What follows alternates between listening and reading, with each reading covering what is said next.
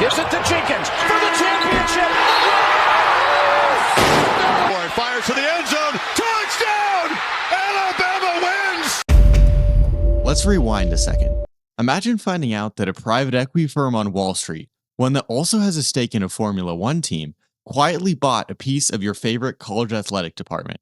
And the university trustees, they voted for it unanimously. That's not a hypothetical. That already happened. And it's just the beginning.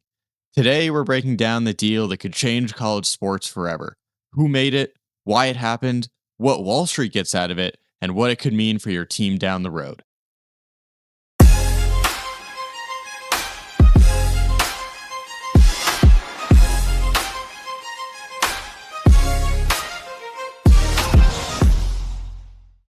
In December 2025, the University of Utah made history. Its board of trustees unanimously approved what is widely considered the first ever private equity deal in college athletics. Here's how it works. The university created a brand new for-profit company called Utah Brands and Entertainment LLC. This company sits outside the athletic department, but controls the commercial side of it. Things like ticket sales, sponsorships, licensing, trademark rights, stadium events, and multimedia deals. Now, a New York-based private equity firm called Otro Capital bought a minority stake in that company. In exchange, the deal is expected to generate over $500 million for Utah athletics, a combination of a 9-figure cash infusion from Otro directly, plus capital commitments from a select group of university donors who are also offered a stake. And Otro isn't some random hedge fund that wandered into college sports. The firm was founded out of Redbird Capital in 2023. Its co-founder, Alex Scheiner, was the president of the Cleveland Browns.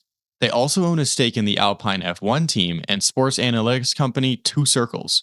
These are operators who know sports business. Utah keeps majority control. The university president and athletic director retain decision-making power over coaches, players, conference membership, all of that. But Otro gets a seat on the board and a percentage of the annual revenue Utah Brands and Entertainment generates. The exit strategy? In 5 to 7 years, Utah has the right to buy back Otro's stake entirely. So the question becomes, why was it so advantageous for Utah to make this deal? To answer that question, you have to look a little deeper. To understand why Utah did this, you have to understand the financial crisis that's quietly been building across college athletics, and it goes way deeper than most fans realize.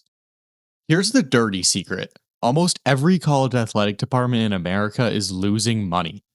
Utah itself, in fiscal year 2024, the athletic department spent $126.8 million, while only bringing in $109.8 million in revenue, a $17 million deficit. And Utah's actually one of the better run programs. Football made a $26.8 million profit. Men's basketball made $2.6 million. But the other 17 sports programs combined lost $21.2 million. And Utah isn't alone. Even mighty Ohio State, which brought in nearly $255 million in revenue in 2024, ran 32 other sports programs and a $37.7 million deficit because of it. So why is this happening? 2 words, NIL and revenue sharing. In 2021, the Supreme Court cracked open the door to athletes getting paid. What followed was a financial arms race and bidding war for coaches and players that nobody could stop.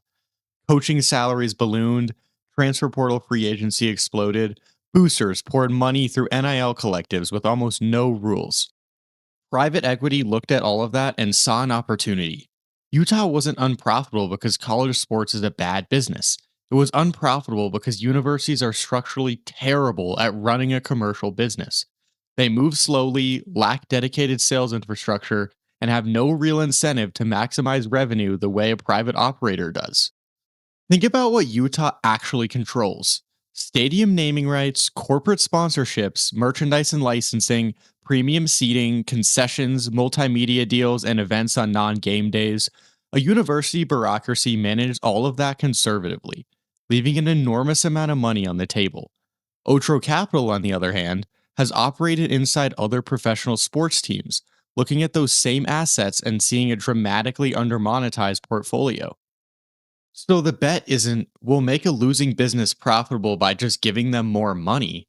The bet is, let's bring professional commercial operations to an amateur sports space that's never been run like a business. That's the pitch. And on paper, it's a pretty reasonable one. So, who actually benefits from Wall Street getting into college sports? For the universities, at least on paper, the answer is obvious: cash. Utah gets a 9-figure infusion it desperately needs. That money funds the new revenue sharing obligations to athletes. It pays for facility upgrades, it helps recruit and retain players in the transfer portal era, where staying competitive literally requires money. Now, a firm with professional sports experience can unlock those much needed revenue streams that college ADs simply didn't have the infrastructure to pursue.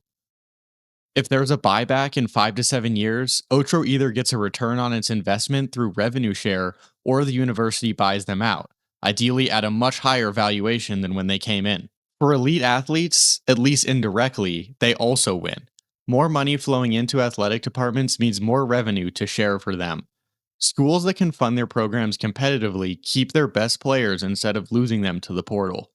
The University of Utah specifically cited athlete retention and NIL as major motivators.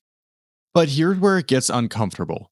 Private equity doesn't invest out of the love for your swim team, they invest to make a return. And that tension between the commercial logic of Wall Street and the educational mission of a university is where this whole thing could go sideways. When a profit minded operator sits on the board and reviews those numbers, the question will get asked: why are we funding 17 money losing programs? Utah says decisions about sports, coaches, and athletes will remain with the university. And right now, that's true. But what about 5 years from now when the pressure to show returns intensifies? What about smaller schools that make less favorable deals and give up more control? There's also the question of what it costs fans. Utah's own athletic director acknowledged on the record that season ticket prices will go up. And then there's the broader cultural question. Is this still college sports? This was supposed to be amateur athletics, a tradition, a school spirit thing. Now we have private equity firms on boards, for profit LLCs controlling your team's merchandise and tickets, and athletes earning millions before they graduate. General manager of UNC football, Michael Lombardi, was quoted saying, "Let's make no doubt about it. We're in a professional sports era." So, where does this go from here? The short answer: everywhere. The Utah deal was described as a blueprint. Otro Capital pitched its college plan to at least one other Big Ten school before Utah expressed interest. Florida State also explored private equity investments before ultimately passing. The bottom line is that conversations are happening at every major program. The NCAA has already signed off on the Utah deal, and as long as the university president and AD retain majority control, that's the line in the sand for now. But that line has already moved once, and it will probably move again. Meanwhile, Washington is paying attention. In April 2026, the White House issued an executive order on college sports, citing the financial chaos created by NIL and revenue sharing, calling it an out of control financial arms race, and warning of billions in athletics related debt threatening universities' core educational missions. Congress may eventually step in with federal NIL legislation. Some schools are proposing NFL style spending caps.